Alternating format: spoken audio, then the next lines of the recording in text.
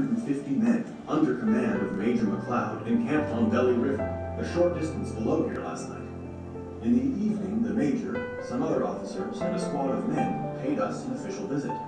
They acted with courtesy toward everyone, but all appeared dry, which, after a 4-month march on arid plains, is perhaps not to be wondered at. They asked for whiskey, but when we regretted our inability to give them the drop, they evidently took it as a joke, for several details under command of proper officers were soon engaged in trying to find the critter. They searched upstairs and downstairs, peeked into all kinds of holes and crevices, but their search was of no avail, and they left for other fields. The boys, after their 4 months' march, looked hardy in physique, but wear a most abominable uniform, a short red coat, leather breeches tucked into boots, all supplemented by a white cover that looks no more like a head covering than a coal scuttle.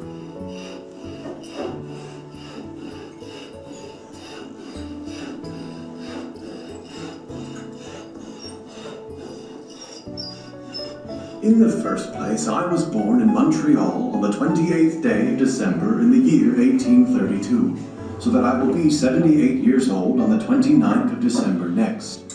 I left home on the 29th of April in the year of 1848 in a bark canoe for the HBC Company for the term of 5 years as an apprentice boat builder at the big sum of £10 per year. I arrived at Edmonton in October of the same year.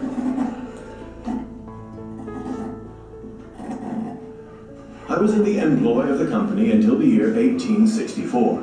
I left that year for Fort Benton. I came from Fort Benton to build a fort for Mr. Hamilton, who was a nephew of I.G. Baker. That was in June 1870. Yes, we had a gun and I had charge of it. I was one of the desperate men at the fort, but I never fired it unless for fun. I worked for Mr. Healy for 4 years, or till the police arrived in 1874. Then I came to help build Fort McLeod.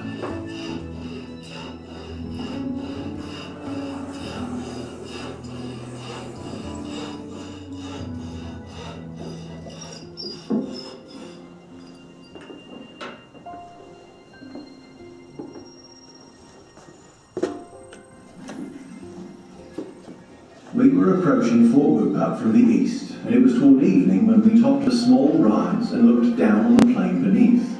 Some distance away, it must have been 5 miles, we could hear the sound of voices, raised in a hoarse shout.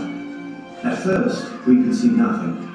Then, from behind a large coppice or clump of trees, we saw emerge some toiling, plodding oxen.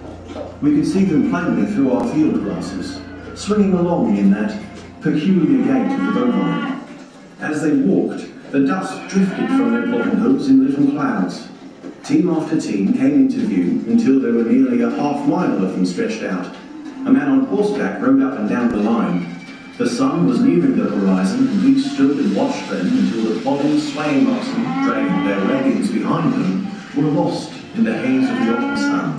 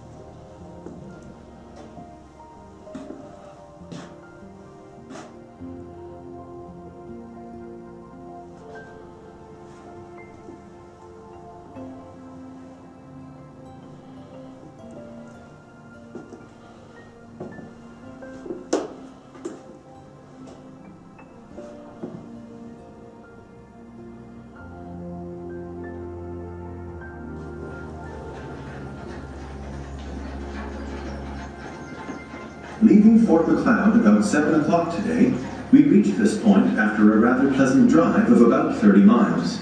It was late in the twilight when we drove down the long, steep, and very crooked hill, by which the trail leads down into the valley of the St. Mary's River near the once famous Fort Whoopah. Tonight, only the uncertain shadows of little clumps of willows, cast by the half-clouded moon, fell over the dreary, silent valley, and as we drove into the gate of the high stockade, a large jackrabbit came bounding out as though he were the solitary occupant of the lonely fort.